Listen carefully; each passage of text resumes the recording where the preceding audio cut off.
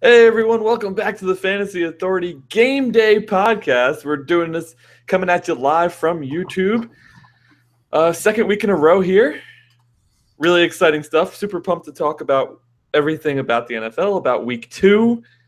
Exciting week 1 action. We had a nice Thursday night game, surprisingly enough, between the Bills and the Jets. Oh my gosh, sorry. I don't know if you could hear that, but it came through my speakers there, so I was scared to crap out of myself. I am joined today by Kevin Steele and Jeff Donovan, two of our podcast regulars. I have Jeff muted right now because he was misbehaving before we went live, so he'll come back in a second. We'll let him talk in a bit.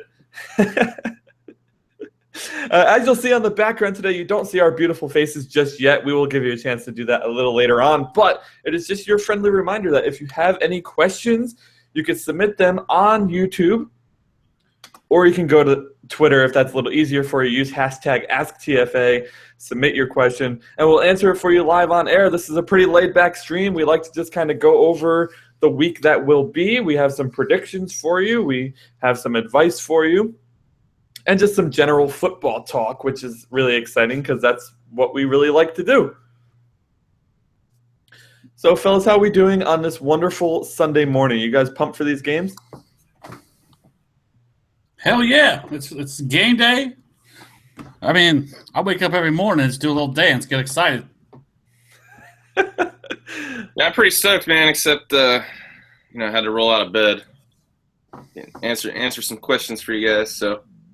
Yeah, Jeff Donovan's a trooper over there over in Washington. What time is it over there right now? 8:30. 8:30 in the morning. Oh. And you guys know that's early for this guy. Good morning. Good morning, Jeff. That's not early at all. That's late. If I wake up at 8:30, my day's already off. I'm already off and running behind. Our lifestyles are vastly different. True. I think I rolled out of bed around 8:30 this morning, but I would have certainly not been ready to do the podcast right then and there, that's for sure. But Jeff's ready. He's got his hat on. No bandana today, unfortunately. So maybe we'll get one next Sunday. Or maybe we'll get one later in the show. We do have an hour-and-a-half show. We're getting right up to kickoff for you guys. So you guys want to just jump right into some listener questions? Because we have quite a few already. Hashtag AskTFA has been quite busy this morning. What do you say we just jump into those? Sounds good to me. I'll take your lack of an answer for a go. Ryan Marcone actually had a few questions for us. His first one was Moncrief versus Denver or Tajay Sharp versus Detroit. Tough to play anybody versus that vaunted Denver defense, but can you really trust Sharp yet? Not yet for me. It was Moncrief versus Denver or Sharp versus Detroit. Moncrief or Sharp? Yes. Yeah, no, it's Moncrief for me. I think I have Moncrief in my upper 30s in my rankings right now. The touchdown potential for Moncrief is always going to be there. With luck at quarterback, this game today could be, just a kind of a back and forth struggle. We'll see kind of how the Denver offense functions, and if they can put up some points on Indianapolis, then Indy might have to throw the ball a little more than expected. So, yeah, just not yet for me on Sharp. Even though that other game might be, could end up being a high-scoring affair there. So, but yeah, I still have Sharp probably, I think, around 42, I believe, in my rankings. So, yeah, Moncrief, the TD potential is just too much there. Yeah, it's tough with Moncrief because obviously going against Denver and that secondary they have there. So I would say it's always a concern with Moncrief, but I still feel like you're starting him over Tajay Sharp.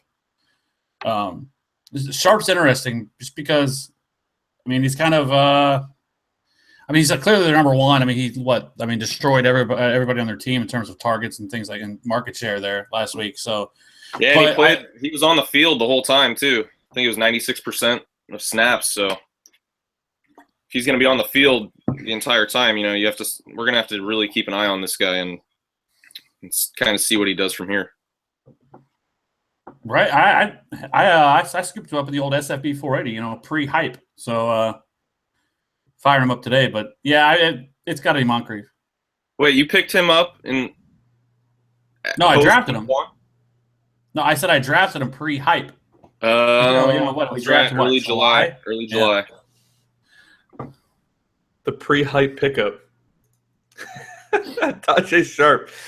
Oh man. So you guys are both going with Moncrief on that one versus Denver. I guess I could see that. It's even it being a tough matchup. How much can we really trust Sharp at this point? Although he was pretty active last week. It is Detroit's defense. That's a really tough one for me. I would actually probably lean Sharp on that. Personally, I just think that it'd be a much easier matchup for him, and he is very involved in that offense, and I think he has a better chance to get a touchdown than Moncrief.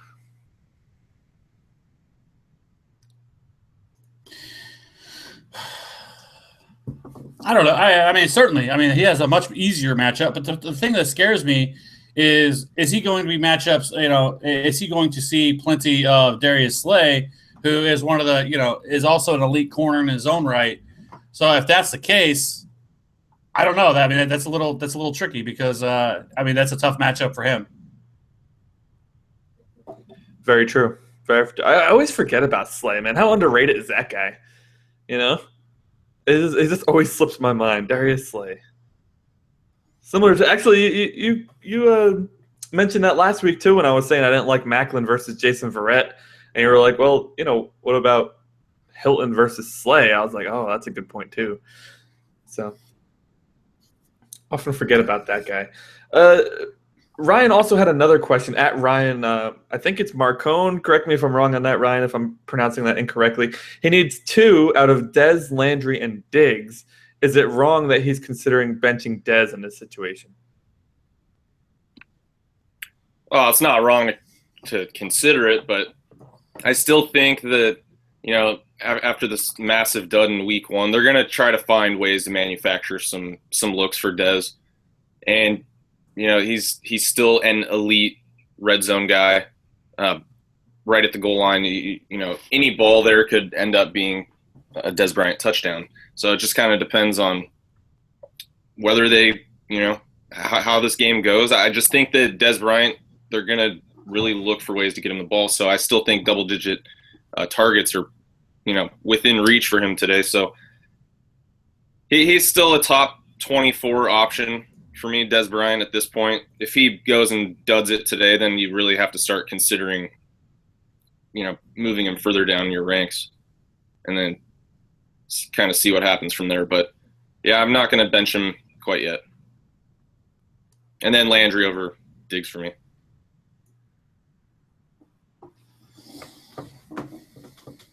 Kev's thinking. So what was the question again? Goodness gracious. Come on, guy. He's 2 for 2. What was that question again? Is Dez, Landry, or Diggs? He needs 2 of them. Oh, Dez and Landry. I mean, listen, the people have gotten a little too overboard on the old Dez thing.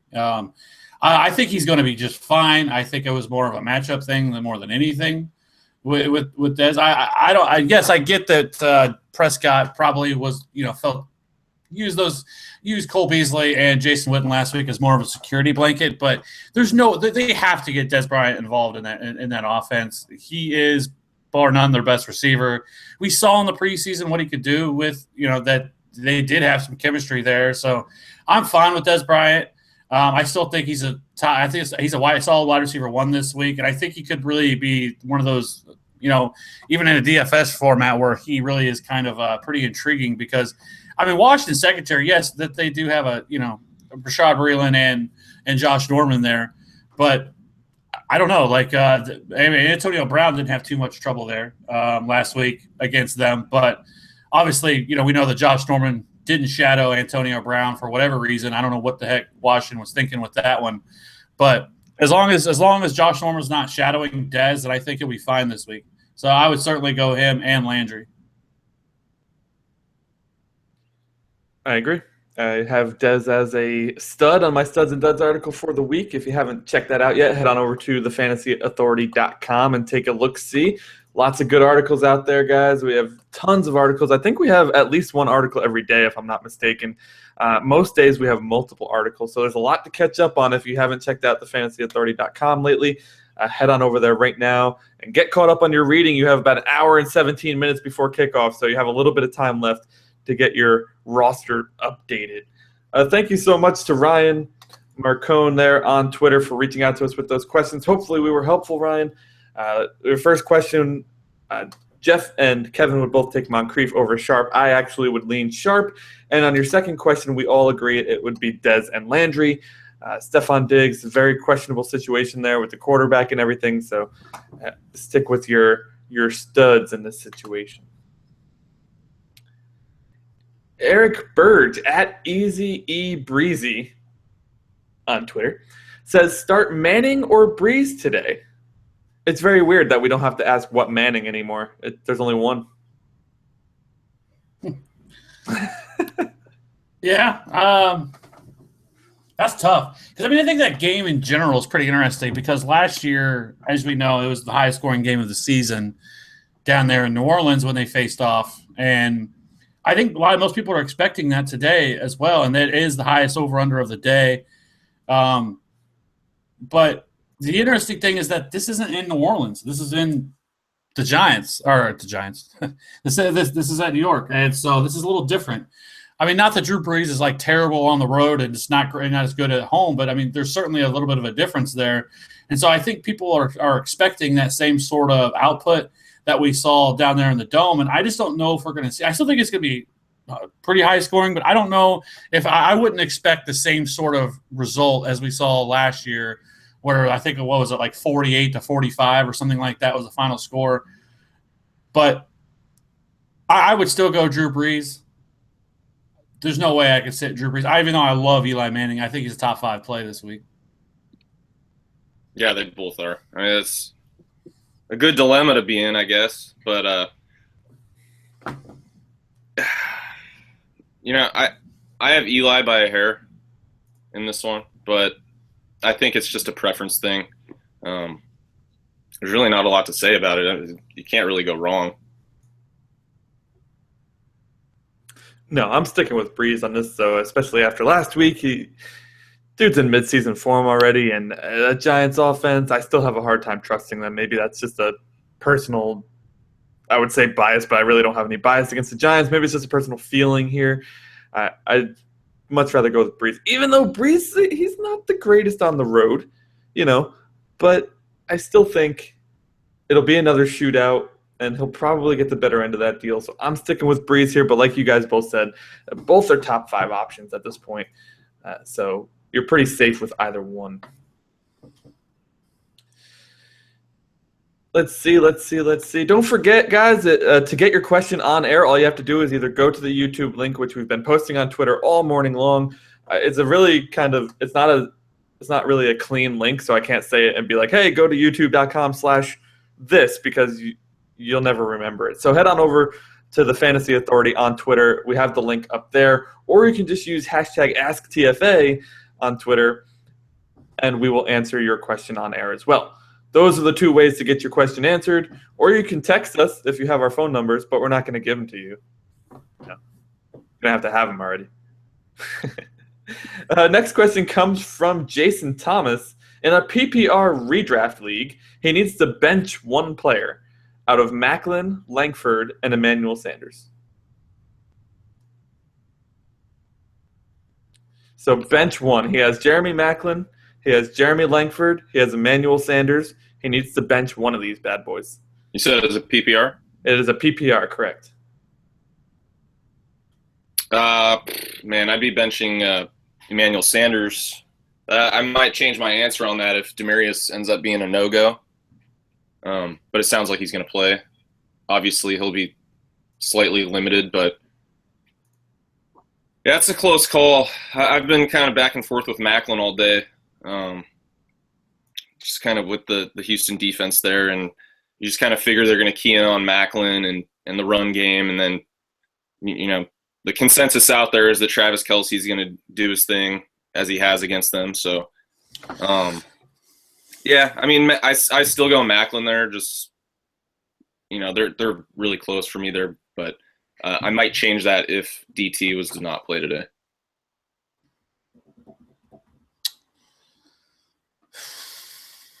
The hard part is you don't really get a chance to decide because one game's at noon and the other game's at 3. So right, yeah, exactly. So I mean, at this point, I'd be going Macklin. So. Well, I mean, I think the Houston game against Kansas City, I think the Chiefs are going to have to be passing the ball a lot, just like they did last week.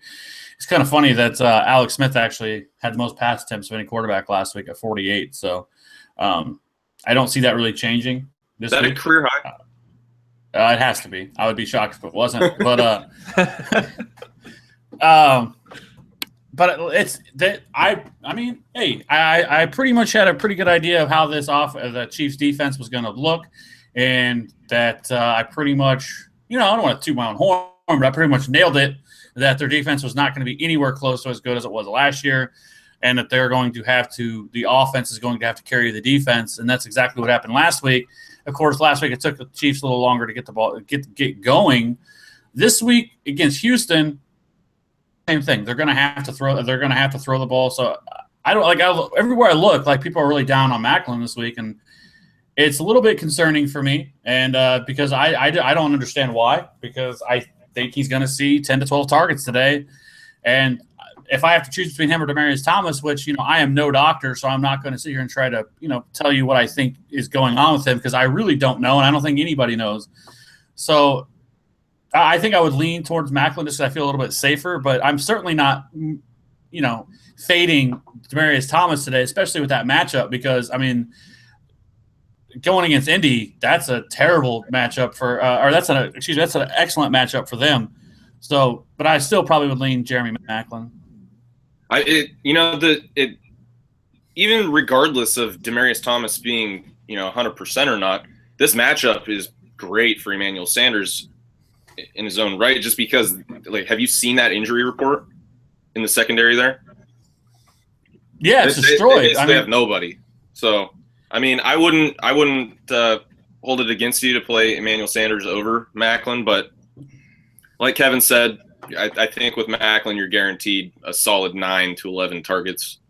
And, he's pretty efficient with those as well. So, you guys are choosing one to bench. So you're both benching Macklin or you're benching Sanders? Benching Sanders. Benching Sanders. No consideration to bench Langford. You both think Langford is in for a solid day against the Eagles on Monday Night Football? Yeah. Yeah. He'll be heavy. It's obvious that he's the workhorse there right now. So, Andy's involved in the passing game in a PPR. I don't think I'm going to consider benching him at all, especially considering they're playing against a rookie QB. Never know what happens offensively for them. It could just be a kind of pound it all day type of game.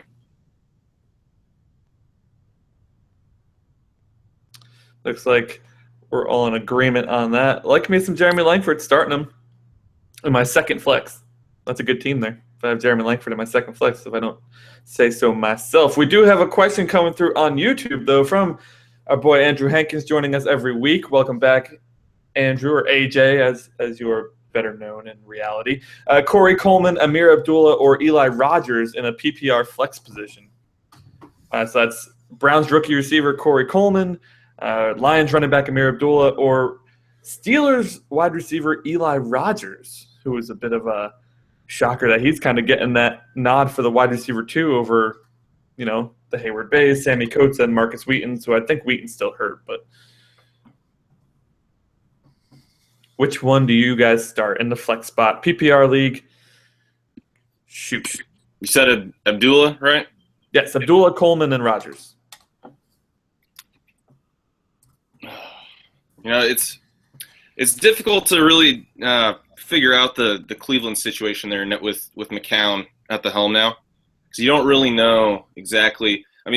Obviously you uptick a Gary Barnidge there, but how involved is he going to get Corey Coleman? That's the big question of today, because that's kind of going to what we see today is going to create the perception of kind of his value for the next 6 to 8 weeks or whatever it is that RG3 is out. So,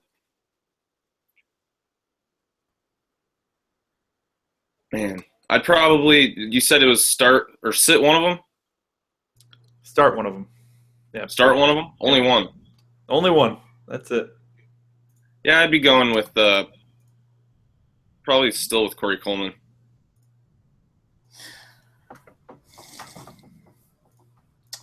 Yeah. So when you start to look at so Eli Rogers is very interesting, right? We saw last week. What we thought was, Rashad Breeland or Josh Norman. He did. He was pretty good, right? He was one of the top waiver wire pickups this week. Marcus Wheaton is out again this week, so that kind of elevates him a little bit more. For me, it'd be between him and Corey Coleman. But, there could be a case to be made that having Josh McCown under center is actually an upgrade for the Browns this week. It's really going to depend on game flow, I think, of how – because, obviously with Terrell Pryor there, but this is a little different now with Josh McCown because, is Terrell Pryor going to have the same love that he saw from RG3 and things of that nature? But I would still probably lean Corey Coleman just because of that upside that he has, and I still feel like – although he really wasn't the number one wide receiver like we sort of thought he was going to be last week. But I still think I would lean Corey Coleman. Corey Coleman. Are we buying into the fact that Tennessee's run defense is that good, having held Peterson to pretty much nothing last week, or are we writing it off as a fluke? What, for Abdullah? Yeah, Abdullah faces Tennessee, who pretty much shut down Peterson last week, held him to 31 yards on 19 carries. He had 2 targets in the passing game, didn't catch any of them. Jerick McKinnon, as we know, didn't do anything either. They were stout last year too, so this is, I think it's less as much for, the Tennessee defense. They're more in terms that they're, Dwayne Washington vultured a touchdown, and then Theo Riddick's highly involved in the passing game. So really, what you're not getting, the upside for Abdullah is just kind of capped a little bit there, for kind of the ceiling that he can have, just because there's other guys involved stealing, potential looks from him. So I'd be going Coleman just based off of upside itself. And then Eli Rogers, you're just not. I just don't think the ceiling's there. You could get a 6-catch, 60-yard, and a touchdown day from him, but that, obviously me and Kevin, we like to play for that ceiling, and I just think Corey Coleman's ceiling there, even with McCown and the questions there in Cleveland. I think you go with Coleman there. You think Coleman may even have a better chance to do well with McCown at the helm? Yeah, and that's what Kevin alluded to. We just don't really know because we haven't gotten an opportunity to see it. He might shy away from Terrell Pryor and just key in on a Corey Coleman and Gary Barnidge all day. But I'm just playing the upside there and going with Corey Coleman. Yeah, I've avoided Pryor this week too because of the unknown, but I agree with you guys. I think Corey Coleman's probably the safest bet out of those 3 there. Definitely has the potential to score the most out of the three players that we mentioned. All right, let's head on back over to #AskTFA here. Check out what questions are coming in. We have one from Martin Cole, McRaven 747. Or is it it's not MC, right? It's Mick? No, it's MC Raven. Yeah, we went over this before. I get this guy's name wrong I'm so sorry, man. He's such a nice guy too. He talks to us on Twitter all the time. He's in our listener league, and I cannot get his damn name right. MC Raven 747 says he has a flex question: Latavius Murray or Steve Smith, 12-team half-point PPR. So he's not playing against me this week? Well, that's a good question. Let's check. Well, ours isn't half PPR, so it's not. What was the question again? Latavius Murray or Steve Smith? Yeah, Latavius or Steve Smith. In a half PPR? Mm-hmm. Oh, it's like Latavius all day. That wouldn't even matter for me if it was a full PPR. Yeah, no, it doesn't. Yeah, it doesn't matter. I think Latavius is the obvious one there, right? Steve Smith had a good game last week, though. I think he'll continue to be underestimated the entire season. But I mean, Latavius Murray is as what did he have? 36 yards or something?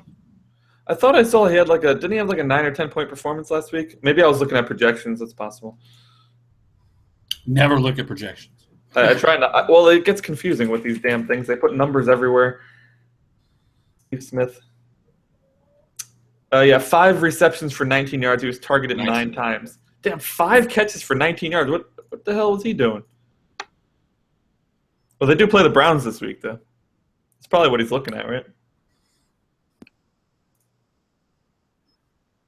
Yeah, I mean, that receiving core, I'd probably be more excited playing Mike Wallace than anybody there of the bunch.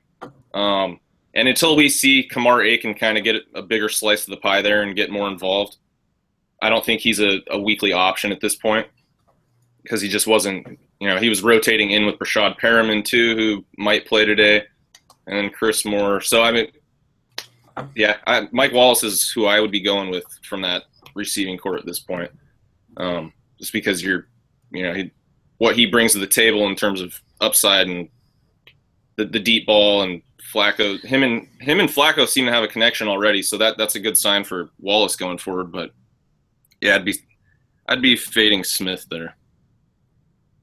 Murray all day. Yeah, I think it's Murray too. No question there. Let's get into some injury news, guys. We haven't really mentioned any of the injuries yet. For those of you who haven't seen any of the injury reports yet, it looks like Chris Ivory is going to be out again this week. Jamal Charles will also be inactive this week. Have we got an update on Rob Gronkowski yet? Has anybody seen an update on him? He's not playing. He's out. So Gronkowski out. Chris Hogan is active. So Chris Hogan will be playing today. Rashad Perriman will be playing today. Jonathan Stewart is active as well. Devontae Parker officially active for week 2. Paul Perkins, New York Giants running back, rookie running back we were kind of excited for, a healthy scratch. Sad to see that. Buck Allen, a healthy scratch yet again, 2 weeks in a row. So it looks like Terrence West and Justin Forsett will be the go-to running backs there in Baltimore. Jay Ajayi will be active this week. Tyler Eifert is still out. Marcus Wheaton is still out. Let's see. I noticed, it's not a huge deal, but so Damian Williams is out this week? Dolphins running back. Right. So, who's backing up, was it Kenyon Drake? It's either Drake or Pede. Remember, we kept Isaiah Pede on the 53. Oh, that's right. You kept that guy. Yeah. What do you mean, who's backing up? Backing up Foster? Well, it'll be Foster, Ajayi, and then... Yeah, no, it's Ajayi. Yeah. Ajayi's active. Okay. Yes, Ajayi's active. Yeah, he's slowly working himself out of the doghouse. Did they ever say what exactly he did? I think it was... He was being an asshole. Yeah, I haven't seen anything that says it wasn't because of the pouting situation with Foster getting the starting role. So I thought for sure that had to be kind of just speculation, but there hasn't been any other news on that, so it has to be what happened there. Those beat writers seem to have a good beat on it. Get it? No? Man, I'm not a fan of some of the Dolphins beat writers, man. Oof. Nobody is. Like Omar Kelly? Omar Kelly. That's what I'm alluding to. He's the worst. You're listening in, Omar. He's the Jeff Fisher You're not of welcome. beat writers. Omar Kelly. No Dolphins fans like him at all. Like he is so bad. Anyways, we're not here to beat on Omar Kelly. Or maybe we are. Any other bad things to say about Omar Kelly? Oh, gosh. What do we do with the Ajayi situation? He may have been dropped out there in a couple leagues or something. Yeah, he's sitting there in my I have a 14-team half PPR league. Someone already cut bait there. And, with Foster's hamstring, it's a deeper bench, so I've considered scooping him up just in case, those soft tissue injuries, definitely a concern, but you're not playing him at this point, but no, I'm surprised many people have dropped him. I mean, there's always that. especially if I'm an Arian Foster owner, I would like to have Jay Ajayi. If that's the route you wanted to go, if you had enough bench room, because I mean, as we know, Aaron Foster's never been able to stay healthy. So Ajayi, I don't know. Like I'd be buying him. I mean, he's pretty. I mean, most people have kind of jumped off the bandwagon. I mean, early in the offseason, it was all Jay Ajayi. Everyone loved him. He was a top 20 guy, top 20 running back. Excuse me, but now, like, I mean, how the mighty have fallen, I guess, a little bit there. Yeah, crazy, right? Would you guys trade for him if you're a Foster owner and you don't have Ajayi? No, because I don't typically. I mean, I don't really typically like to. If I'm going to have a handcuff, it's going to be somebody else's handcuff. That's the way that I like to roll. I never handcuff my own guys. That's why I got Chuck Sims everywhere, because I own 0 Martin. Yes, me too. I have Sims and Tevin Coleman are my two that I pretty much landed in every draft I could. I'm a heavy Martin owner with no shares of Charles Sims. That makes me sad. It's going to come back to bite me, I'm sure. Your boy Zach Zenner inactive again this week, or inactive this week. I don't know if you Wayne Washington, man. I know. UW. D-Dub. The whole 2 carries for 1 yard and a touchdown last week. Riding high in fantasy world. He's pulling a coon. Yeah. Coon, Mike Tolbert. All right, Zach Sims here in the YouTube chat. He wants to know Dez Bryant or Jarvis Landry this week. Is that a PPR, Zach, or no? Does it matter, guys? No, because I'm starting Dez in both.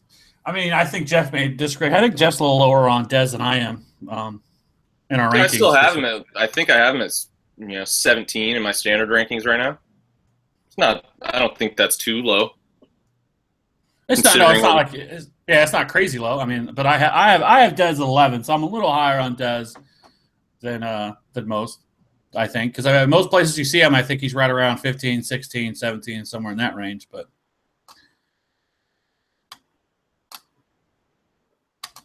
well, Jeff, who are you going with, Landry or Dez in this one here? Oh, I'd be going with Dez. You're both going Dez. Yeah. Okay.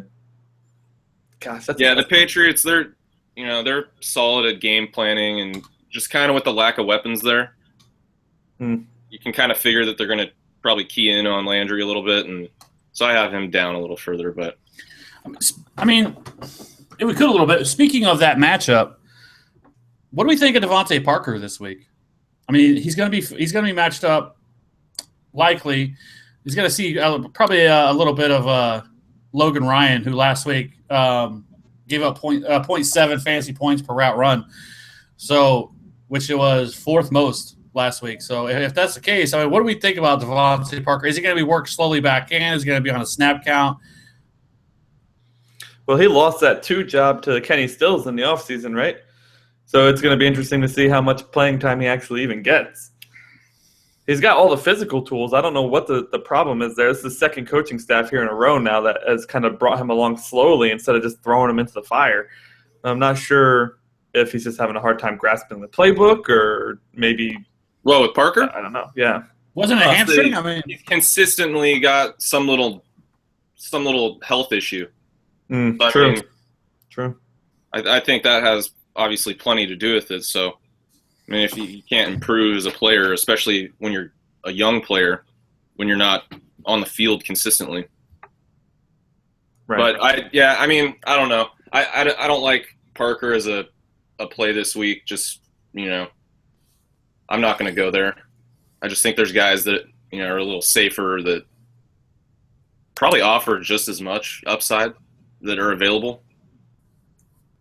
Yeah, that's like your ultimate deep league play right there, right? If you had Watkins and you didn't start him, and you had Keenan Allen and you lost him, and you're like just scrambling for a receiver. I mean, yeah, I mean he's more. I mean, if it's on like DFS, I mean GPP, I mean he could be, it could be a really nice GPP play. But that's probably the only time you'd ever think about starting him, at least this week. Yeah, I often forget about this DFS stuff. We got to talk about the DFS. We'll get to that a little later, actually. What you guys want to do that? Maybe a half hour before kickoff, we'll get some DFS at you. For now, though, I kind of want to talk about these potentially high-scoring matchups today. We have the Saints and the Giants playing, which looks like it could be a shootout there. We also have the Buccaneers and the Cardinals playing. The Cardinals defense struggled mightily against the Jimmy Garoppolo-led Patriots, which surprised me a bit. So we talked a little bit about the Saints and the Giants. We got into Eli Manning versus Drew Brees. We didn't really talk about anything else. How about the fact that the Saints cut C.J. Spiller? I mean, that's been a long time coming. So who's going to pick up the load there? Is it Travis Cadet? Is it? Oh yeah, we saw that last week. Seven targets for Cadet, 3 inside in the red zone there. So Tim Hightower is not going to be that guy. Maybe we see a little uptick in Ingram's workload, which is a good sign considering what we saw from him. Until he got injured last season, how involved he was in the passing game. So I think that's a good sign for Ingram himself, but Cadet's the guy that's going to take that load. And, we've seen in the past the Saints utilize that running back in the red area, so he might end up having some weekly value. He's not someone that I typically – I mean, he is what he is. But in that offense, with how they utilize the running back, a pass-catching running back, he could end up, a flyer play on a week-to-week basis, kind of depending on matchup and stuff. But, yeah, it's crazy. They signed Spiller for the exact same contract that they signed Ingram for. The 4 years, $16 million. He had plenty of dead money. That's a terrible contract that they gave that guy.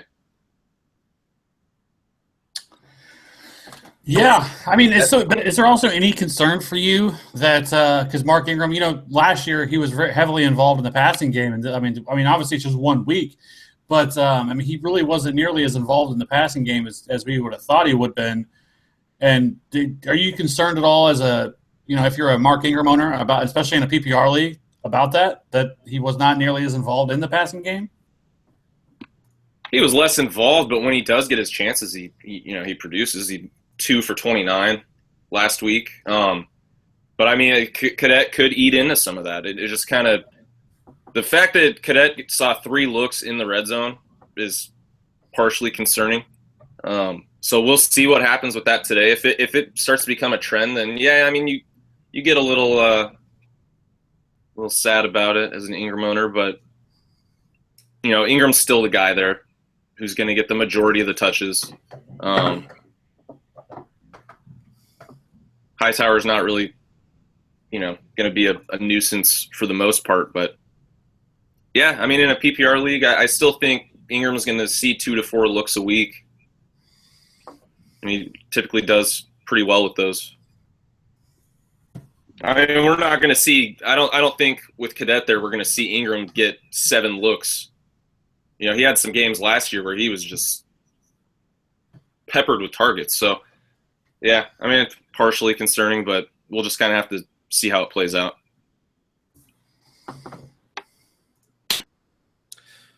Okay, fair enough. I think, Cadet, man. That guy just keeps coming back, right? He keeps coming back for more Travis Cadet. Willie Snead had a huge game last week. We talked a little bit about it Tuesday night. I mean, this guy was on fire last week. They still got Michael Thomas, who actually had a pretty solid game. How do we trust these 2 New Orleans receivers? Snead had some success last year, but it kind of tapered off towards the end of the year. And Michael Thomas is a rookie, so a successful week 1. How much trust do we put in them for week 2? I mean, I still think you like both of them, right? I mean, Brandon Cooks was a monster last week as well. And then, I mean, really the entire offense, Brandon Cooks, Willie Snead, and Thomas, which, I mean, and then like sad face emoji for Kobe Fleener, right? That, that has turned into a real debacle there. So, I mean, I think you love them, right? Again, if you think it's going to be a high scoring like we all thought, then Willie Snead this week as a wide receiver 3, Brandon Cooks as a wide receiver 1, and then I think with the running game as well. So it's going to be interesting because I thought New York last week against Dallas, which obviously doesn't have the same sort of firepower does, but or the quarterback. that they actually didn't look too bad last week. I think their defense is getting better and a little bit more improved. And I think that we're going to see a better defense than what we saw last year from them. But I mean, you still feel great about, like I said, Brandon Cooks, solid wide receiver 1 today. I don't know if anybody on the any corner for the Giants can really slow down Brandon Cooks and that speed that he provides. And then Willie Snead was really, I mean, he was pretty solid last year, like you mentioned, but nobody saw that performance coming that he put up. I mean, 9 for 9 on receptions, 9 targets, 9 catches, 172 yards and a touchdown. Let's be honest. I mean, there's probably going to be some regression, right? I mean, that's probably not going to be a weekly thing. I don't think you're not going to see him put up that every week, but I think it's definitely a positive sign for Snead that he still saw 75% of the snaps. They primarily played in 3 wide receiver sets, so that whole thing with it in the last, it was like the 3rd or 4th preseason game where Michael Thomas was seeing the number 2 work there, and people were kind of getting concerned with Snead about whether Thomas had passed him and how much of the field is he going to see. Maybe that changes depending on matchup, but the fact that all 3 of those receivers saw 75% of the snaps or more, that's encouraging for all of their outlooks.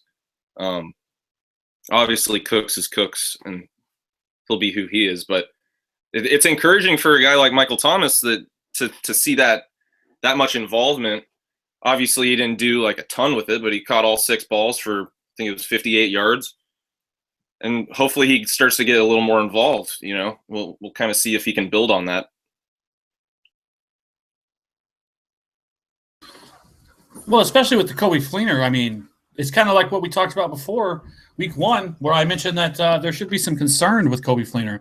That he still hasn't obviously picked up the playbook. And now, that was a miserable performance from him, where I think a lot of people were hoping that he would kind of turn it around and obviously didn't. So, I mean, if Coby Fleener doesn't get it going, I mean, Michael Thomas could slide in as that, really could be the tight end of the team there. So I tried to target Michael Thomas in most drafts. I have him in a few of my leagues, and he's certainly somebody that we should feel pretty good about.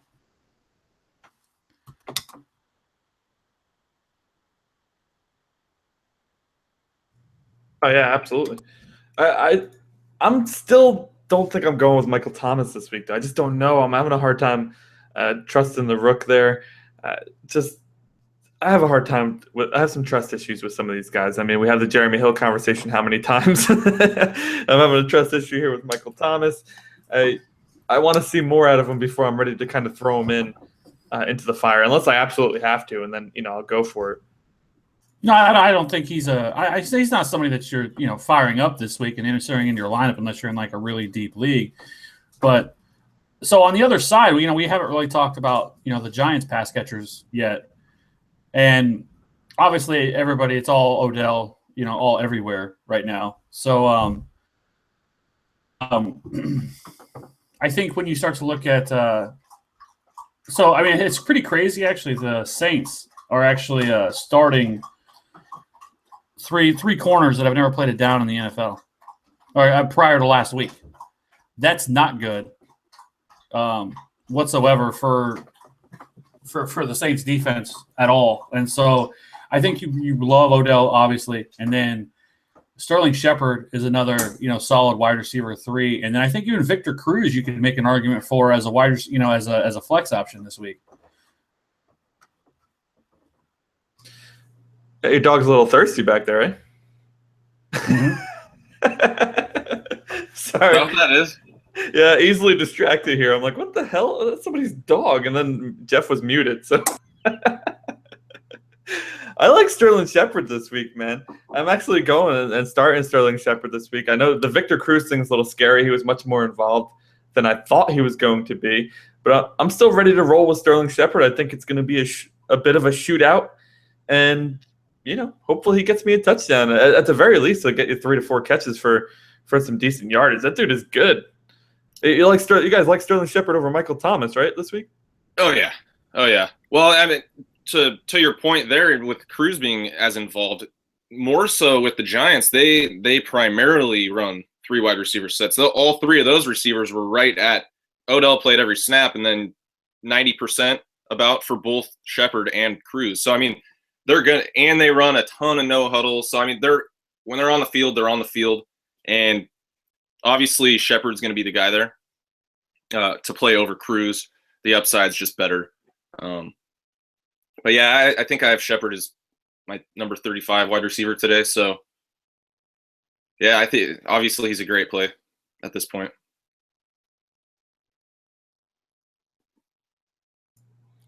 What do you think, Kev? Distracted by the game day countdown. Look at him. He's like, what are they talking about now? I know, he's all looking around. Well, that TV is pretty. You're in cat form today. I saw a shiny object. What do you think about the Sterling Shepard today, even with the Victor Cruz and Odell Beckham impact there? I mean, he's certainly. I mean, there's mouths to feed there, and but the matchup is too great to not play him. At the very worst, he's a wide he's a wide receiver 4 flex option, but I think he has he's certainly a wide receiver 3. Like I mentioned, going up with the matchup that he has in front of him today. So I like him. Like I said, solid wide receiver 3. All right, cool. Let's get into the other game, guys. Actually, let's check for more questions first here. No more questions yet. Remember, guys, you can use hashtag AskTFA for all your fantasy questions today. We'll help you get your lineup set for today's matchups and get you another win. Hopefully, you started off 1-0. We are going to get you to 2-0. Trey's Twins on YouTube. Thanks for joining us, man. He asks Peterson where, Langford, or Hyde. He can play 2. There's 4 running backs here: Adrian Peterson, Spencer Ware, Jeremy Langford, and Carlos Hyde. He needs to play 2. Well, I'm not playing Hyde, that's for sure. Not with how that game could end up. Might see a lot more Sean Drawn than people think, but I'd be going with the first 2, Peterson and Ware. Langford's close, but not after what we saw with Ware's involvement just overall, and with Charles out, that's just what you're going to do. Is you're going to play Ware, and we all know what Peterson comes to play when they play in division, especially against the Packers. He loves that matchup. So even though he looked disgusting last week, still going to go there. Yeah, I totally agree. I mean, even if with Ware as a runner, I mean, we saw how heavily involved he was in the passing game as well last week. I mean, obviously a different opponent, different defense, but I still really like Spencer Ware. I think he's a top 5 option. Especially, I mean, because now, like, even in a PPR format, like, I mean, he's become David Johnson-esque in terms of how involved he is throughout, as a 3-down runner.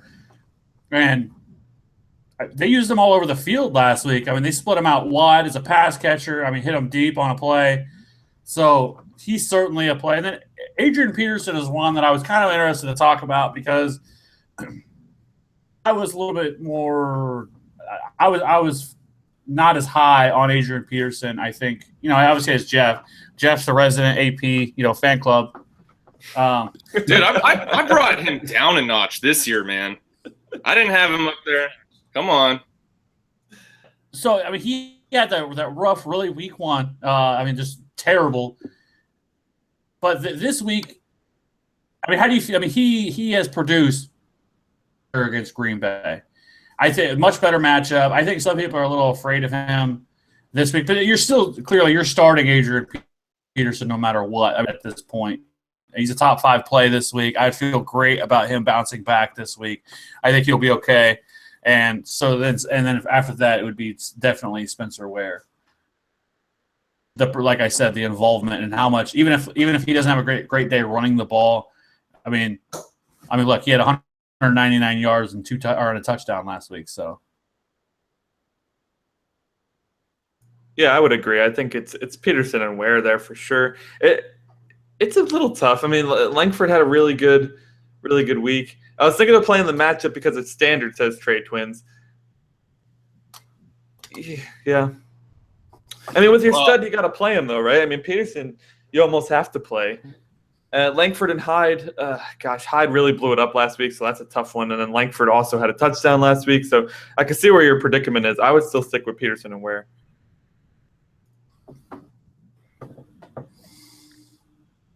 Right, Jeff? Oh, yeah. No, I mean, Peterson's averaged since 2012, 20 standard fantasy points per week against Green Bay. In the last 6 games against them, 20.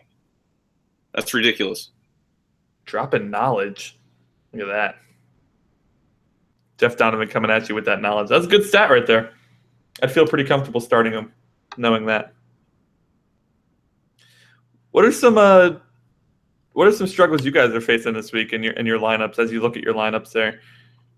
And you're kind of like, man, this guy or this guy over here? Yeah, obviously I'm not going to take him out of the lineup, but I'm sitting here with one of my first round picks in one of my leagues, Todd Gurley, and I didn't even want to take him. I strayed, and but yeah, now he's up against my Seahawks this week, and that offense looked abysmal. So I have him at 11 right now, Gurley, and I considered him dropping him even further. But obviously the ceiling that he has, if things go right for Los Angeles, it's weird to say that still. He said the upside's still there, so that's something that I'm having to deal with is a little Gurley action. Mm-hmm. I have something similar going on with Demaryius Thomas. Is the guy going to play or not? All right, I got a lot of shares of Demaryius Thomas, and they're all on the bench right now. And with my luck, the dude's going to play and get 3 touchdowns on 3 benches for me. I need a solid answer, Adam Schefter or Michael Fabiano or whoever else is out. Ian Rappaport, not Fabiano. Where am I going? Where's my head at? Yeah, what are you doing? Mini Mooch. Oh, God, I got distracted by Mini Mooch. I'm sorry. So, yeah, that's my predicament. What to do with Demaryius Thomas at this point. We have no definitive answer as to what he's doing. I don't know. For me, if Demaryius Thomas plays, he's in the lineup. For sure. But but even if he's going to be limited, I mean, unless you're stacked at wide receiver and you have some other options. And my other options are Tyler Lockett and Travis Benjamin. Nah. Exactly. Well, so what if Demaryius Thomas sits? Come up with your backup plan. Lockett, yeah. I was going to play Lockett. I like him over Benjamin this week. Now, I know Kev doesn't like to admit to actually having a struggle here with his lineup, but come up with one. Make one up for me, Kev. Where are you struggling this week?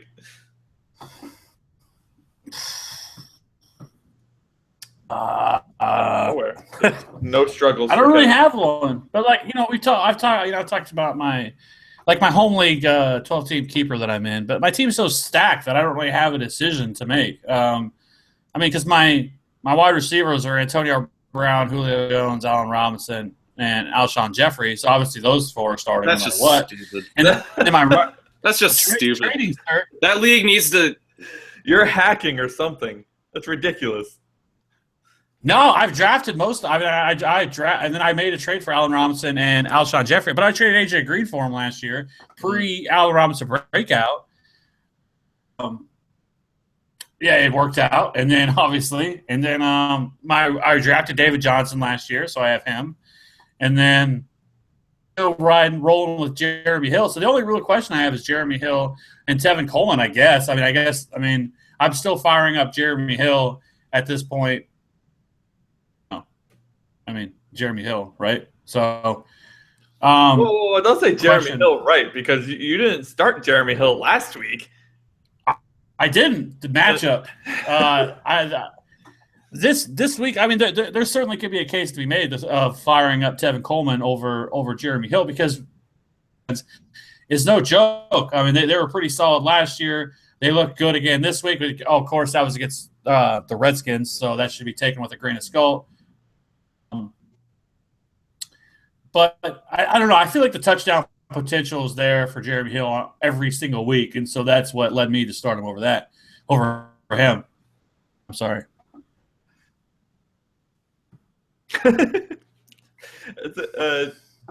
Yeah.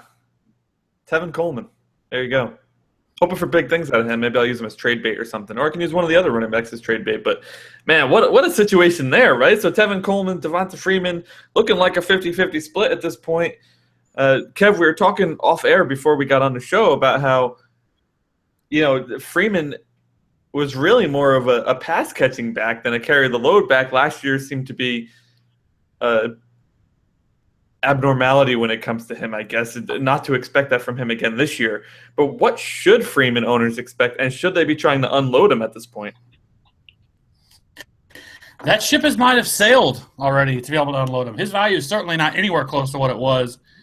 People were already sort of on the fence with him before, and now we kind of got a little confirmation. I mean, that they sort of split carries, and feel fantastic about Tevin Coleman if you drafted him.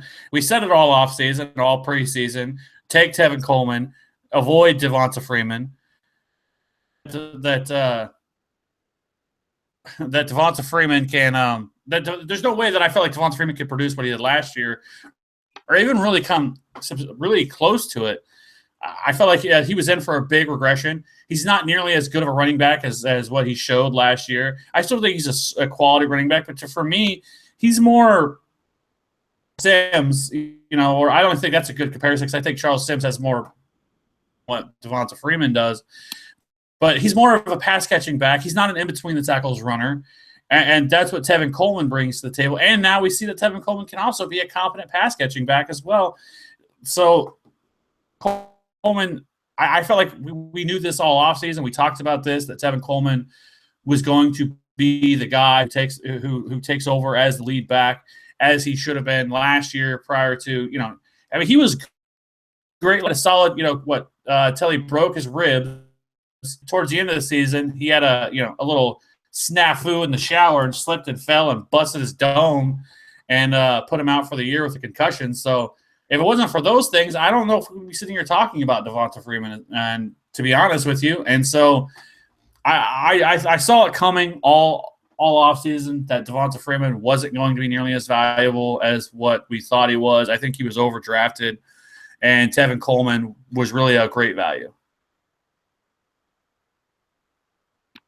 Yeah, it's just another circumstance showing that zero running back can be a completely viable strategy if you're targeting the right guys, Absolutely. And remember, Tevin Coleman was the starter week 1 for Atlanta last year, not Devonta Freeman. They had a competition. Tevin Coleman won the job. He's slowly making his way back, but I'd expect him to fully do it. If you can get rid of him right now, if you have somebody who is still high on Freeman, do it. Just get rid of him. Or get Coleman. I mean, whatever. If you want the entire Falcons backfield, that's something you could do too. Trey's Twins on YouTube says he is playing Peterson and Ware. He accidentally drafted Marshall and Decker and has been too afraid to play both. Oh, gosh. Well, that's not a bad duo to have if that's a route you're going to go. But he hasn't played both. We haven't talked Quincy Enunwa. Whew. No. That dude, Quincy Enunwa there. He looked good, man. Hopefully the rib issue is going to be all right. But with them not utilizing a tight end at all, I mean, they're tight. The two tight ends that they have, it's sad to even look at who they have. I mean, they got a third option there could be a nice asset going forward. Well, he's sort of playing the tight end role for the offense right now. Like a so hybrid. I mean, it's awesome. You look at his coming into the league. I mean, if you look at what he was able to do, at least his talent wise. I mean, he has talent. And he may end up being the guy who supplants Brandon Marshall, in a year or two as one there. So he's going to continue to be heavily involved in the offense. They don't have – what else do they have? As you mentioned, I mean, they dropped Jay Samaro, which was a little surprising because I think he was the only tight end of note that we really felt like maybe could do anything. But obviously that's a bust. He's gone. And so Quincy Enunwa, if he's still available, is going to be the number one waiver ad this week. And hopefully you were smart last week and scooped him up. But I like Quincy Enunwa. I think he's going to continue to be involved. Yes, Brandon Decker. I bind them. See that? Brandon Marshall he does have and Eric Decker. Hey, Anthony, is there a boot button? I think there is a boot button. Should we boot him? It does, real quickly, go back to, we had this debate over the preseason about Brandon Marshall and Eric Decker, and I think we said Eric Decker was a smarter value to go if you had to go. And I think, Jeff, you were on the Brandon Marshall side, and I'm feeling pretty good so far about my Eric Decker. Oh, please. Dude, Marshall's still going to be – sure, you can look at value all day. Both are going to – Decker's a great value. He was a great value. I was never arguing against an Eric Decker in the fifth round, what it was. I just think that Marshall, the discussion we were having was, I think it was during the show where we were doing what show was that? It was we were picking options that were available. Or Anthony, you had done like mock drafts as a 0 RB or something like that. Correct. Yes. Yeah, so I mean, of the options that were available at the time, I still liked Marshall, greater than a Sammy Watkins and a Demaryius Thomas and a Keenan Allen. I mean, I just thought he was a superior option where he was going over the other guys. You nailed it over Keenan Allen at this point, right? Predicting. Well, we don't need to talk about that.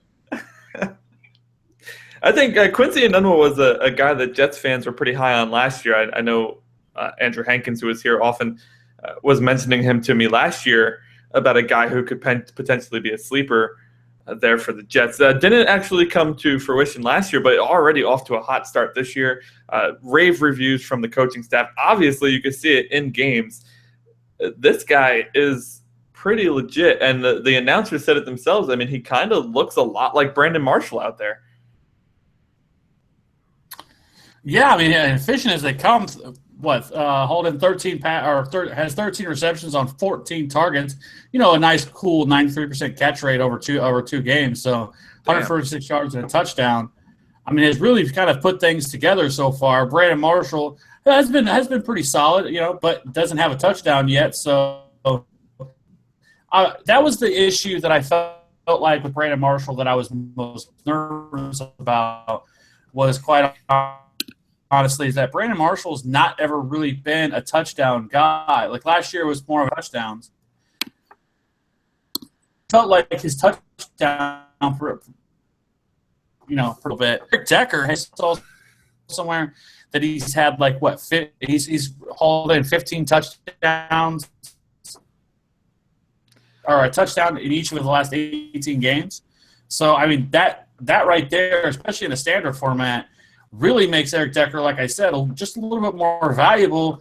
I'm not saying Brandon Marshall is a guy, but I'd be surprised if Eric Decker surpasses him and ends up scoring more fantasy points this year. Wait, what are you talking about? Brandon Marshall was never a touchdown guy. Are you crazy? What's the fewest touchdowns he's had? I don't have his stats open. Oh, we don't even need to bring it up. It was when he was in Miami. That was a shit show there. Let's calm it on down here. Your Dolphins ruined him. They ruined him. When he was in Chicago, Denver, I mean, he's always been a solid high-end wide receiver too, at worst. Well, enough of the Brandon Marshall talk. Wait. I'm opening the stats right now. We're gonna get this solved right here. Yeah, there's no proof to the not a touchdown guy. 14, 8, 12, 11 over the past 4 years. That's some touchdowns right there. Early in his career, he probably was not considered a touchdown guy, that's for sure. When he played for Denver, 2-7-6, he did have a 10 touchdown. Then for Miami, 3 and 6. Oof. Chicago, he was good. Last year in Chicago, he only played 13 games. He still had 8 touchdowns. And last year with the Jets, he had 14. No touchdowns so far this year, though, in 2 games. 9 catches, 133 yards. Not the start I'm sure people were hoping he would get off to. And one last point on Enunwa, the fact that for him as a fantasy option, the fact that he gets to operate with those 2 wide receivers just opens up all sorts of doors for him. As long as he can maintain that level of involvement that we saw against the Bills, that he's in the weekly wide receiver 4 conversation in that offense if he gets to maintain that level of involvement. Oh, gosh. You guys see the weather here in Pittsburgh? They're showing it right now on the Red Zone channel.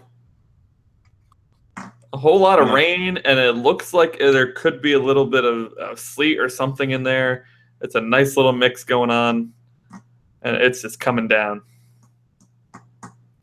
Get your D'Angelo Williams shares rocking right there. And Jeremy Hill. Kev's on that Jeremy. He's already got Jeremy Hill going. All right, so I did see something come across. One sec. I saw something come across in Demaryius Thomas. We may actually have an update, finally, on the Demaryius Thomas situation. Did I lose you guys? Are we still going? All right, Jeff, I see you moving, but I don't see Kev moving. Did we lose Kev? No, he's just stuck in that. Oh, God. He's just stuck. If you're watching on YouTube, they don't see it. All they see is his profile picture. So right now, Kevin's just kind of stuck with his hand over his eyes permanently on our screen, which is pretty entertaining. Oh, he's back with us.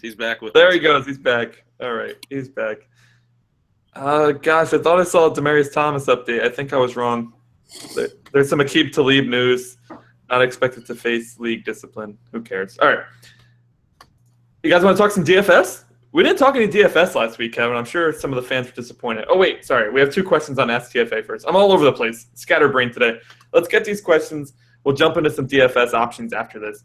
Rob McFall at SB Coach McFall. He needs 2 running backs in a standard league. Choose from Adrian Peterson, Jonathan Stewart, and Melvin Gordon. Who are you guys going with? Pick 2 out of Peterson, Stewart, and Gordon in a standard league. In a standard league, those 3? Yes, pick out of those 3 in a standard league, yeah. Oh, Stewart and Peterson. No Gordon love. No. Dude, do you see who Carolina's playing? Yeah, 49ers. Yeah, that could be a disaster. Oh, I know. Jonathan Stewart's on my studs list. Thanks for reading the article, though. Yeah. Always. Yeah, no, Gordon, the 2 touchdowns last week is encouraging, but, I mean, just match up. Normally you're not going to have Stewart in the top 15 just because of Cam Newton's prowess and the way that he vultures touchdowns there. But this is a premier matchup for Stewart, so that's why I would have him above Gordon this week. But, I mean, between Gordon and Stewart, you're going to probably be flip-flopping them depending on the matchup throughout the season. So, and it remains to be seen without Keenan Allen how much they lean on the run game. If Danny Woodhead continues to just be a total pain in the ass. But definitely some encouraging stuff we saw in week 1, though, from Gordon. Yeah, it was good to see Gordon get in the end zone for sure, too. Going his whole rookie season, what did he have? He had none or he had 1? None, right? None. On like 200-something touches. 202 or I don't even know. Yeah, much better. You agree, Kev? Peterson and Stewart? Yes, sir. That's Robot Kevin, ladies and gentlemen. Yes, sir. That's a new feature we're introducing with the TFA Game Day podcast. We have robot versions of ourselves. The next question comes from Josh Howard at Stimson Muffin. His picture looks familiar, so I think Josh has been following us for quite some time now. He needs a wide receiver, Larry Fitzgerald or Emmanuel Sanders. Really facing here. So Larry Fitzgerald versus Tampa, right? Emmanuel Sanders. Is he playing? Gosh, this could be done better, Google. What the hell? What do you mean, who are they playing? So it's Denver playing. Indianapolis. Ah, We talked right. about this. I know. I have no memory. The memory's gone. It's shot. Man. It's done. You got to find like a superfood that I need like increases your focus and memory. You ever hear that commercial? It's like Texas Superfood or something like that. I got to go get that. It's like a pill or a powder or something. Oh, is it like that pill makes you limitless? No, I wish. That'd be great. No, they like grind up like 200 different vegetables or something and put them in a pill. I'm like, how does that fit into a pill? Yeah, you just get 1/200th of a piece of a carrot. That's gonna help in the long run. Yeah, no. I'd be going Larry Fitz there, just because, the John Brown's involvement. We'll see if that was just to kind of ease him back with the whole concussion problem that he was having at the end of the preseason. So hopefully that's not things to come for John Brown there. But, Larry Fitzgerald is the ageless wonder. And, we saw him come on strong early on last season. And maybe that's kind of what we'll see again this season. Maybe taper off a little bit, get Brown more involved once he's kind of back in the swing of things. But I'd be going Fitzgerald just because he has that. Him and Palmer just kind of have a thing. And the fact that he's utilized so much in the red zone there is. Yeah, I did not expect such a steady guy, I can admit I did not expect him to be such a huge part of that offense. They're right there in week 1. It was nuts. I mean, Michael Floyd, John Brown, who? Jermaine Gresham got a little involved. I actually like Gresham this week as an option. But if we're talking Larry Fitzgerald and Emmanuel Sanders, I got to stick with Fitz. He's got the more proven quarterback there. Simeon looked good in week 1, but we don't know how he's going to come out here in week 2. Not exactly a strong defense that they're going against by any means. Probably one of the weaker defenses he'll face, and good for a young quarterback getting his start in the league. But I still think that the Carson Palmer, Larry Fitzgerald situation is just way too strong. They have way too much chemistry for me to go with Sanders between the two of them. So I'd go with Fitz. Robot Kevin, you have one? Fitzgerald or Sanders?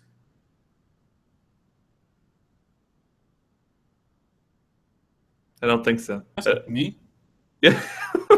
What's going on here? Are you there? Are you awake right now? No, listen. I'm trying to get some breaking news for you guys. All right, trying to figure out what's going on because on the Fantasy Pros it's showing that Corey Coleman is out today. So I'm trying to figure out if that's accurate or not. Oh boy. Have you gotten any news on Demaryius Thomas? Because we have 15 minutes before kickoff, and I still have no friggin' clue if this guy's playing. Some sort of mistake on their end because I'm not seeing it from anybody. Pros and they have him as out. Oh gosh, we're looking into it. So Kevin's looking into the Corey Coleman situation. Carry on. What's that? Carry on. Carry on. Jeff and I are going to carry on while Kev gets us the update. Maybe he'll get us a Thomas update too. For those of you who are looking at that. Oh, my God, look at this. Philip Studer, Gary Barnidge, or Jimmy Graham. Thanks for joining us, Philip. That is a tough one, my man. Wait, what was it? Barnidge with the goose egg last week. Barnidge or Graham at tight end? Man, I'm higher on Graham than most. Being from Seattle here, I kind of, read in on the news on a multiple time a day per basis there. But yeah, you're going to go with Barnidge. I mean, considering what we saw him and Josh McCown do last year as a tandem, I think that dud was just a total RG3 thing. So we might, I think in the 7 or 8 games that they were together last year, it was like 80 yards average and almost a touchdown. So, I mean, you saw what he was last year. Gary Barnidge was he was a top 5 tight end. So I'd be going there, especially let's see really how involved Graham gets. He was a full go at practice later in the week. So let's see if he's actually out there for at least 50% of the snaps, gets more involved. He did have a 651-1 last year in his debut, but I'd be going Barnidge there just until we see Graham, really up and back at it, Hey, Jeff, word of advice. Don't swipe your microphone while you're talking. wasn't swiping my microphone. I was cleaning off my computer here. Sorry. It sounds like you're just swiping right over the mic. Doing a little DJ tune here. Oh, goodness, ready. Any further news there, Kev? You still researching? I think Fantasy Pros just pulled a fast one on us and just trying to maybe they're trying to they know something we don't know, but no, everywhere I have not seen anywhere where it said anything that Corey Coleman's not playing today, other than Fantasy Pros.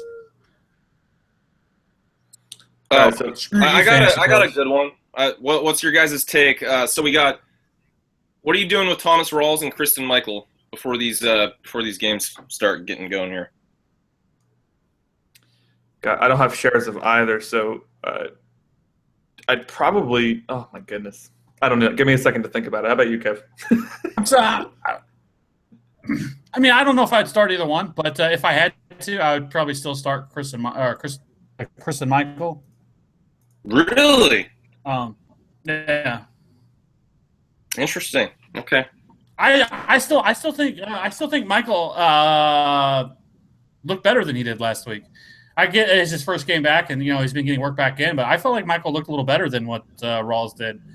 So not that Rawls looked terrible, but I don't know. So it's still like for me, if I had to choose between one of them, then I probably wouldn't play either of them. Wouldn't feel great about neither one of them. More of how things are going to work once Rawls is back up to full speed. But if I had to choose, at least right now, it would still be Michael. Still be C. Mike. I was leaning the same way. More questions coming in, guys. That I'm not sure we're going to get to the DFS again this week. We'll get it to you next week, I promise. So check out Ryan Williams' article in the next 10 minutes and reconfigure your lineup. Yeah, can you put that, Jeff? Can you put that into the YouTube chat? Do you have the YouTube chat open? That would be a negative. Oh, gosh. All right, I'll put it in the chat in a second. Just let me read you guys the question first. Philip Studer with another one. Jarvis Landry or Larry Fitzgerald? Landry. I'd be going Fitzgerald. I'm actually higher on Michael Floyd this week than I am Larry Fitzgerald. Gets going, but I will say this: I am slightly concerned with Carson Palmer and his overall outlook for this season. But it's a conversation for another day. But I would choose Landry. Well, I mean, that last year was the perfect storm for it was the greatest situation he could have asked for. That was a career year. So I think really people that were drafting Palmer as a near top 5 option there. Like if you were taking Palmer over guys like Eli, Brady, Roethlisberger, even sometimes, I think you were kind of in the wrong there just because you got the best of the situation last year, and you're just people are kind of banking on him recreating that. And I just think with David Johnson around this year getting the full load, there is some area of concern there for Palmer.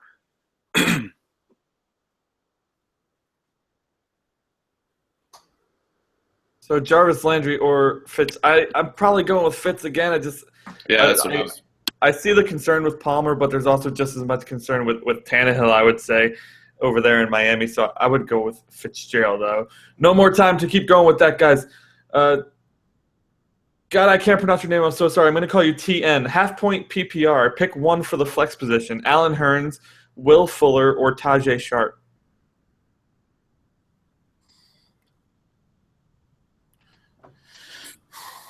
Allen Hurns. Say again? Allen Hurns, Will Fuller, or Tajay Sharp. Half-point PPR. He needs a flex spot. Ooh, man. That is a tough one. They're all right there in the low-end wide receiver 3 flex play. I'd probably be going with Hurns. I got to see Fuller fully involved again. I mean, the amount of targets that he got last week, you're not going to see that on a consistent basis. And then, both being rookies, I want to see them recreate what they had last week. So I'd be going with Hurns just because we've seen him have that level of consistency. I would love to say Will Fuller right here. I really would. You can. I can. But you don't want to go on the record? I love Allen Hurns. No, I love Alan Hearns. Like, Okay, Kevin. It's lightning round. I do. Lightning round. We got 5 minutes. Let's blast. Kevin's going off. We have 8 minutes. What clock are you using? I have 9:54. Well, I have the same thing. I have 54. I have 12:52. What clock am I using? Well, I mean, I have 11:54, but I'm I'm at that central. Oh, yeah, you guys are right. Sorry, I'm a little behind here. My computer is different than the phone. So, all right, lightning round. Fine. We have the same gentleman who asked us the Alan Hearns, Will Fuller, or Tajay Sharp, of which we chose Alan Hearns, buddy. So, go with Hearns there. Am I wrong to bench Freeman and put Yeldon in instead? No, especially in a PPR league. I love Yeldon this week. So, yes, it's certainly warranted.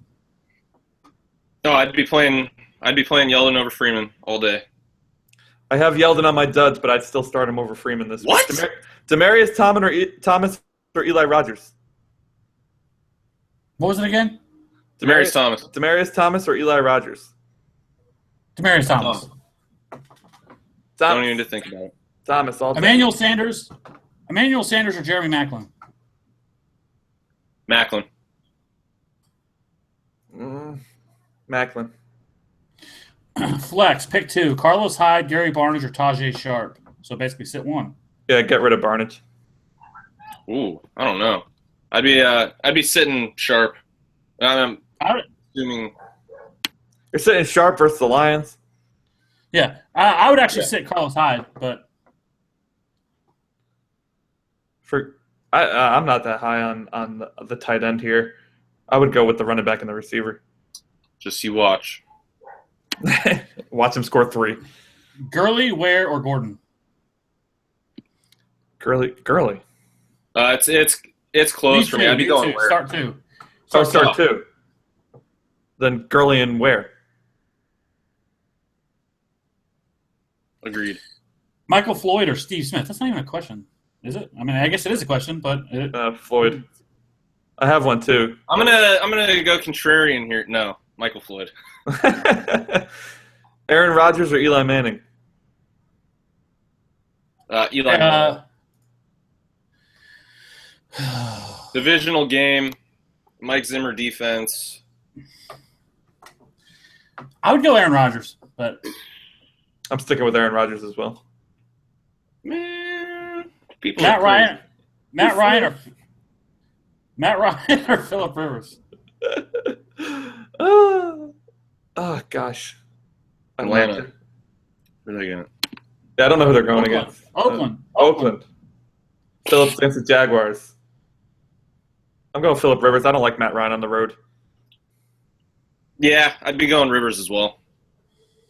Pick 2: Jonathan Stewart, Jordan Matthews, or Amir Abdullah. How do we not talk about Jordan Matthews? But anyway, let's keep going. Went off. Jordan Matthews versus the Bears, absolutely. And who are the other 2 options? Stewart or Amir Abdullah? Stewart. Yeah. Agreed. Pick 2: Jordy, Cobb, or Deshaun Jackson. Full point. Pick 2? Yeah. I want to say Cobb, but playing both Jordy Nelson and Randall Cobb is a little risky. Who was the third one again? Deshaun Jackson. I'd go with Jackson and Jordy. Especially if he's lined up with Brandon Carr. I mean, Brandon Carr is awful. We have another one on YouTube. Man, that's tough. That's a tough one.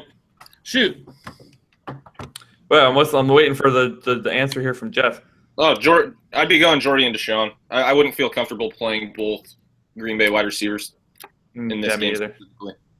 Travis Kelce or Julius Thomas? Kelce. Kelce. Sorry. I like me some Julius Thomas, but I think I'm going Kelce as well.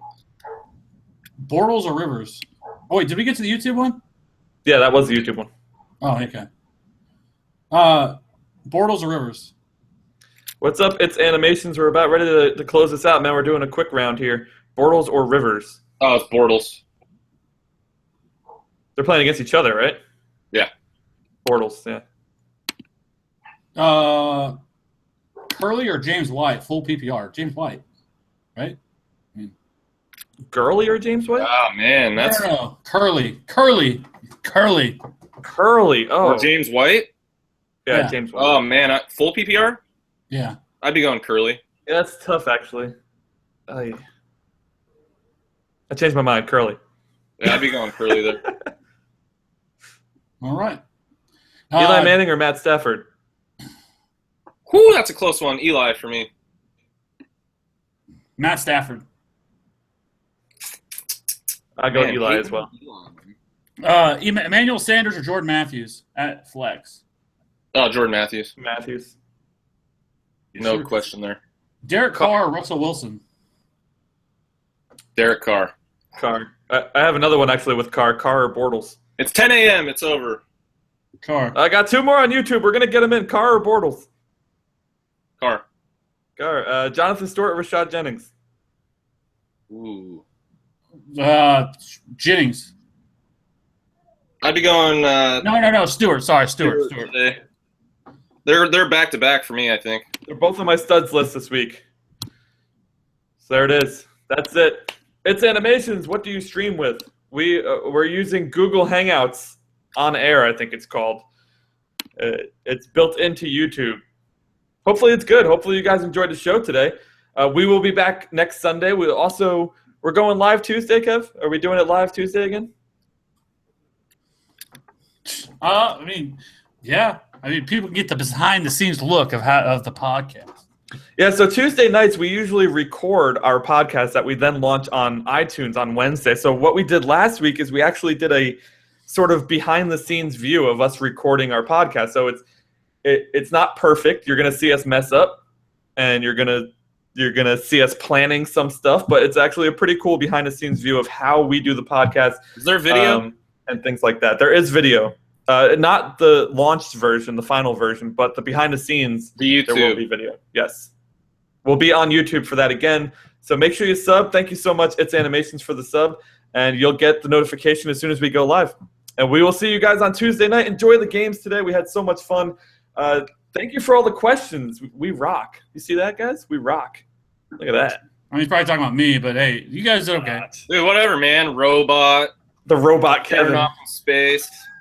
How many times do we have to repeat the first 2 questions for Kev? I am trying to do a lot. That's nothing new, though. That's nothing No, new. It's really not. All right, guys, until Tuesday, which is only a couple days away, this has been the Fantasy Authority Podcast Game Day version. Yes, we will see you for the TFA podcast on Tuesday night. Have an awesome day. Enjoy the games. See you next time.